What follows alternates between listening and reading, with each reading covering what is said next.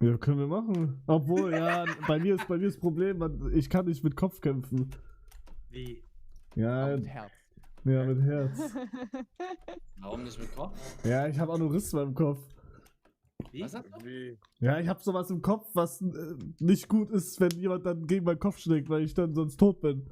Achso, ja, okay. Ja, Was? wie? Willst du gegen mich kämpfen? Ja, mit Körper halt.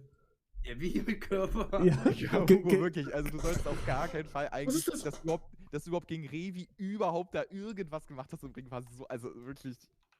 Hä, aber was hast du? ein Was ist das? Aneurysma. Oh, Also Ich so sterbe. Tumorähnlich? Nein.